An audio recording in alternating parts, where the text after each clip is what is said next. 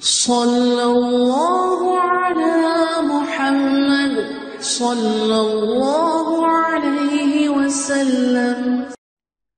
اعوذ باللہ السمیع العلیم من الشیطان الرجیم، بسم اللہ الرحمن الرحیم، والصلاة والسلام علی رسولہ الکریم۔ بخاری شریف کتاب مواقیت الصلاۃ، اور اس کے اندر ہم پڑھ رہے ہیں نماز عصر کا بیان، اور آج کا جو باب ہے اس کا عنوان ہے باب فضل صلاۃ العصر، کہ صلاۃ عصر کی فضیلت کا بیان۔ پچھلی جو 2 احادیث ہم نے پڑھی تھی اس میں ہم نے دیکھا تھا کہ اگر کوئی نماز عصر جان بوجھ کے چھوڑ دیتا ہے یا کسی کی فوت ہو جاتی ہے تو اس کا نقصان کتنا بڑا ہے۔ تو یہاں پہ ہم دیکھیں گے کہ نماز عصر کی فضیلت کتنی زیادہ ہے اور اس کے فوائد کیا ہیں۔ تو حدیث ہے 529، اور یہ حدیث حضرت جریر بن عبداللہ رضی اللہ تعالیٰ عنہ سے ہے۔ عن جریر فرماتے ہیں قال كنا عند النبی صلی اللہ علیہ وسلم، کہ ہم سب نبی کریم صلی اللہ علیہ وسلم کے پاس تھے۔ فنظر الى القمر لیلۃ، اور آپ صلی اللہ علیہ وسلم نے 14ویں رات کے چاند کو دیکھا، یعنی بدر، یعنی چاند کو دیکھا، اور بدر منی 14ویں رات کے چاند کو دیکھا۔ فقال، پھر آپ صلی اللہ علیہ وسلم نے فرمایا انکم سترون ربکم،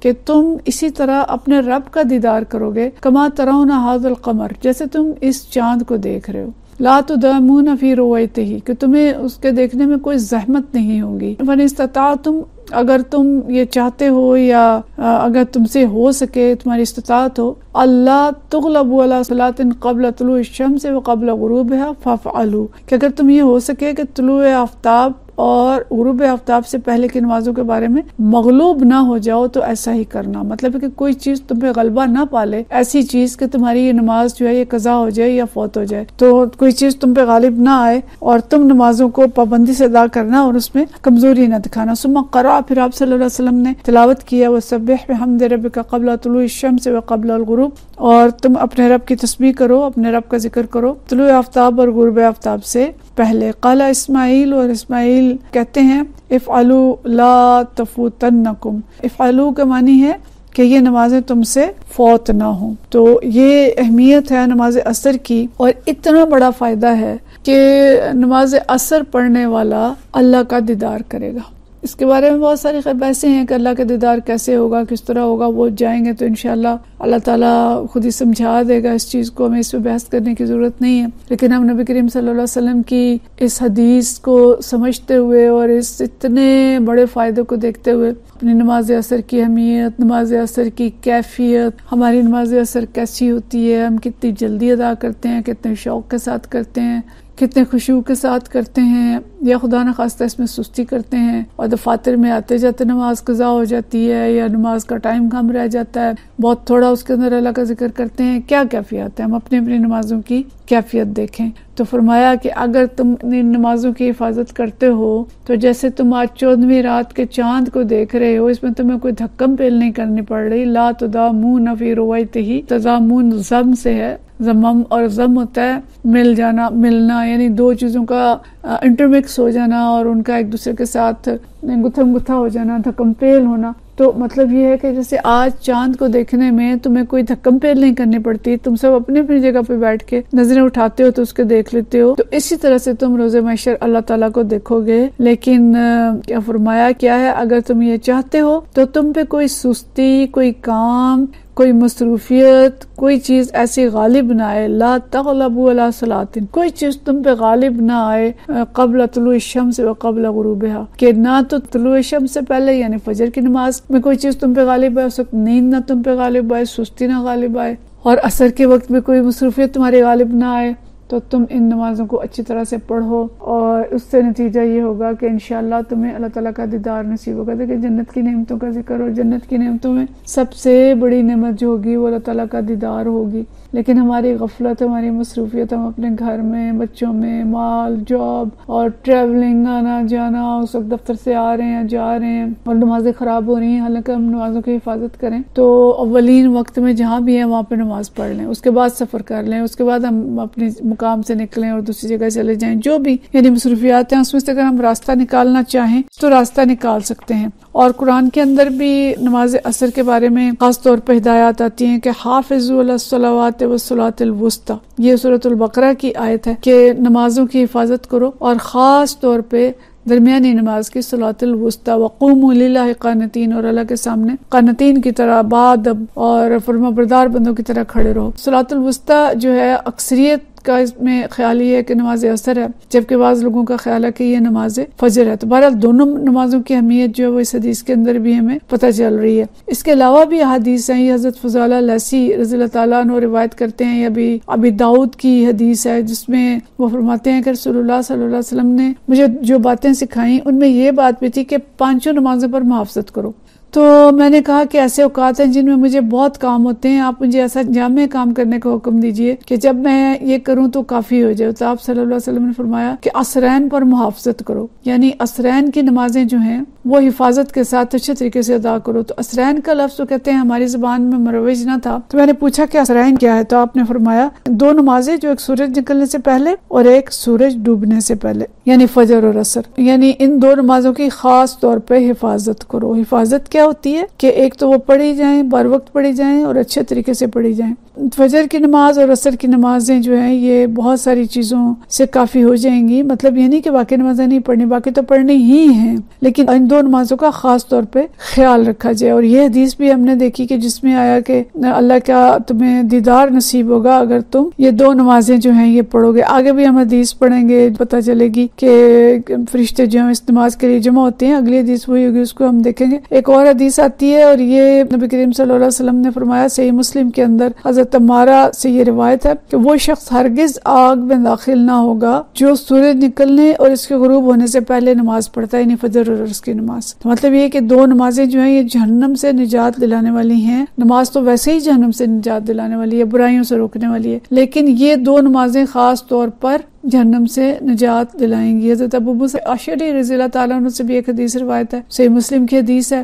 کہ من صلی بردین دخل الجنہ، کہ جو شخص 2 ٹھنڈی نمازیں پڑھتا ہے وہ جنت میں داخل ہوگا۔ تو ٹھنڈی نمازیں کون سی ہیں؟ فجر اور عصر۔ تو یہاں پہ بھی 2 نمازوں کا ذکر ہے، ان نمازوں کی ہم محافظت کریں۔ اور حضرت جابر رضی اللہ تعالیٰ عنہ سے ایک روایت ہے، ابن ماجہ کے اندر ہے یہ، کہ جب میت قبر اندر پہنچتی ہے تو اسے سورج ڈوبتا نظر آتا ہے اور آنکھیں ملتا ہوا شخص اٹھ بیٹھتا ہے اور کہتا ہے کہ مجھے چھوڑ دو، نماز پڑھ لینے دو۔ یعنی جس کو نماز کی اتنی عادت ہوتی ہے اور عصر کی نماز کی فکر ہوتی ہے کہ کہیں سورج غروب نہ ہو جائے، میری نماز رہ نہ جائے، قبر میں بھی اس کو اس نماز کی فکر ہوتی ہے، اور جب قبر میں ڈالا جائے گا تو ہڑبڑا کے اٹھے گا اور فرشتوں سے کہے گا کہ ہٹو پہلے مجھے نماز پڑھ لینے دو۔ تو شاید وہ چیز اس کے لیے کافی ہو جائے، فرشتے اس سے پوچھیں گے نہیں پوچھیں گے، یعنی اس کی نماز کی جو کیفیت ہے نمازوں کی محافظت کی، وہی اس کے لیے بشارت بن جائے۔ تو بہرحال نماز عصر جو ہے بہت اہم نماز ہے، اور جہاں ہمیں پتہ چل رہا ہے کہ اس سے اللہ تعالیٰ کا دیدار نصیب ہوگا، وہیں پہ ہمیں پتہ چل رہا ہے کہ اگر ان نمازوں کو کوئی شخص چھوڑ دیتا ہے تو اس کے لیے بھی بڑی سخت سزا ہے۔ تو اس حدیث سے ہمیں پتہ چلا کہ نماز فجر اور نماز عصر کی پابندی کرنے والوں کو انشاءاللہ اللہ تعالیٰ کا دیدار نصیب ہوگا، آخرت میں انہیں اللہ تعالیٰ کی رؤیت جو ہے وہ نصیب ہوگی۔ اور دوسری چیز یہ کہ جب ان کو مغلوب کر کے انسان کو اٹھے گا تو انشاءاللہ تعالیٰ وہ جنت میں داخل ہوگا۔ اگلی حدیث جو ہے یہ حدیث نمبر 530 ہے، اور یہ حدیث ابو ہریرہ رضی اللہ تعالیٰ عنہ سے روایت ہے، عن ابی ہریرہ عن رسول اللہ صلی اللہ علیہ وسلم قال، ابو ہریرہ فرماتے ہیں کہ نبی کریم صلی اللہ علیہ وسلم نے فرمایا، یتعاقبون فیکم ملائکۃ باللیل و ملائکۃ بالنہار، کہ تمہارا فرشتے جو ہیں وہ تعاقب کرتے ہیں، رات اور دن کے فرشتے ایک دوسرے کے بعد تم میں آتے ہیں۔ تعاقبون جو فرشتوں کا آپس کے لیے ہے کہ ایک دوسرے کا وہ تعاقب کرتے ہیں کہ ایک گروہ جاتا ہے تو دوسرا گروہ آتا ہے، کہ رات اور دن کے فرشتے یتعاقبون فیکم تمہارے ساتھ اس میں ایک دوسرے کے ساتھ تعاقب کرتے ہیں، رات کے فرشتے اور دن کے فرشتے۔ وَيَجْتَمِعُونَ فِي صَلَاةِ الْفَجْرِ وَصَلَاةِ الْعَصْرِ، اور فجر اور عصر میں دونوں کا اجتماع ہوتا ہے، یعنی رات والے فرشتے جب آتے ہیں تو اس وقت عصر کا نماز ہوتا ہے اور دن والے فرشتے جا رہے ہوتے ہیں، اور صبح جب فجر کی نماز کا وقت ہوتا ہے تو رات والے فرشتے جاتے ہیں اور دن والے فرشتے آتے ہیں۔ تو یہ دونوں ایک دوسرے کا پیچھے اس طرح سے کرتے رہتے ہیں، آتے اور جاتے رہتے ہیں۔ تو جب کیا ہوتا ہے کہ ثم یعرج الذین باتوا فیکم، جب رات والے فرشتے جاتے ہیں اور اللہ کے پاس وہ پہنچتے ہیں تو پھر کیا ہوتا ہے کہ تمہیں یعرج الذین باتوا فیکم، جنہوں نے تمہارے درمیان رات گزاری تھی، فجر کے وقت وہ جاتے ہیں، فیسألہم، اللہ تعالیٰ ان سے پوچھتا ہے، وہو عالم بہم، حالانکہ اللہ تعالیٰ خود جانتا ہے، انسانوں کو جانتا ہے، اسے پتا ہے کہ کون شخص کیا کر رہا ہے، لیکن پھر بھی وہ گواہی لینے کے لیے فرشتوں سے پوچھتا ہے، کیف ترکتم عبادی، تم نے میرے بندوں کو کس حال میں چھوڑا؟ فیقولون، دیکھ انداز کتنا پیارا ہے نا، کیف ترکتم عبادی، میرے بندوں کو تم نے کس حال میں چھوڑا؟ فیقولون، وہ کہتے ہیں، ترکناہم وہم یصلون، کہ ہم نے اسے جس حال میں چھوڑا کہ وہ نماز پڑھ رہے تھے، وہ آتیناہم وہم یصلون، اور جب ہم ان کے پاس پہنچے تھے اس وقت بھی وہ نماز پڑھ رہے تھے۔ بڑی خوبصورت حدیث ہے کہ اللہ کو پتہ ہے، اللہ جانتا ہے، لیکن اللہ فرشتوں سے گواہی لینے کے لیے ان سے کہلوائے گا۔ اور ہمیں بتایا نبی کریم صلی اللہ علیہ وسلم نے کہ فرشتے جو ہیں ایک گروہ دوسرے گروہ کے بعد آتا ہے، گروہ در گروہ وہ آتے ہیں، رات والے آتے ہیں تو دن والے جاتے ہیں، اور دن والے آتے ہیں تو رات والے جاتے ہیں، اپنی اپنی ان کی ڈیوٹیز ہوتی ہیں۔ تو جب وہ ڈیوٹی کے بعد وہ جاتے ہیں تو پھر اللہ تعالیٰ ان سے پوچھتا ہے کہ بھئی میرے بندوں کو تم نے کس حال میں چھوڑا؟ تو ظاہر ہے دونوں نمازوں کے اوقات میں ان کی ڈیوٹیاں بدلتی ہیں، فجر میں طلوع الشمس سے پہلے اور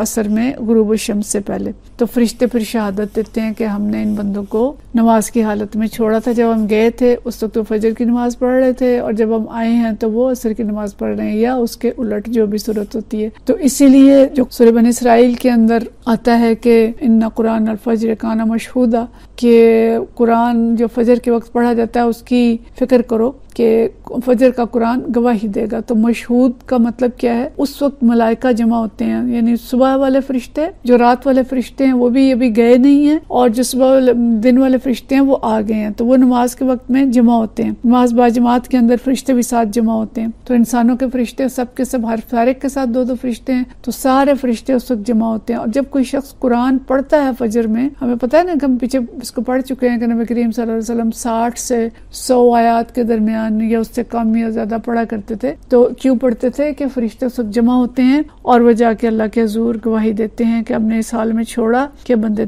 تیرا ذکر کر رہے تھے۔ تو اس لحاظ سے اگر ہم دیکھیں تو اس حدیث معلوم ہوتا ہے کہ فجر اور عصر کی نمازیں دوسری نمازوں کے بنسبت زیادہ فضیلت والی نمازیں ہیں، اور ان میں دن اور رات کے فرشتے جمع ہوتے ہیں، اور فرشتوں کا یہ اجتماع انسانوں کے حق میں شہادت اور استغفار کا باعث ہوتا ہے، کیونکہ یہ قرآن کے اندر بھی آیا ہے اور ایک حدیث کے اندر بھی آتا ہے کہ فرشتے یہ شہادت دینے کے بعد کہتے ہیں فاغفر لہم یوم الدین، کہ اے اللہ ان نمازیوں کو قیامت کے دن بخش دینا۔ اور پھر دوسری بات یہ پتہ چلتی ہے کہ نماز کا مرتبہ جو ہے وہ تمام اعمال صالحہ میں سب سے بڑھ کے ہے، کیونکہ اللہ تعالیٰ نماز ہی کے بارے میں سوال جواب کرتا ہے۔ اور فجر اور عصر کا وقت بہت بابرکت وقت ہے۔ بعض روایات کے مطابق صبح کے بعد تقسیم رزق کا وقت ہے، اور دن کے آخری حصے میں اعمال اللہ کے حضور پیش ہوتے ہیں۔ تو ان دونوں وقتوں میں نماز کا اہتمام جو ہے وہ انسان کے رزق میں برکت اور اعمال صالحہ کی قبولیت کا باعث ہوگا۔ اور ہماری امت کو، اس امت کو دوسری امتوں پر فضیلت ہے کہ نمازوں کی ادائیگی کے وقت باقاعدہ فرشتوں کا نزول ہوتا ہے، جو اللہ تعالیٰ کی خصوصی رحمت کی دلیل ہے۔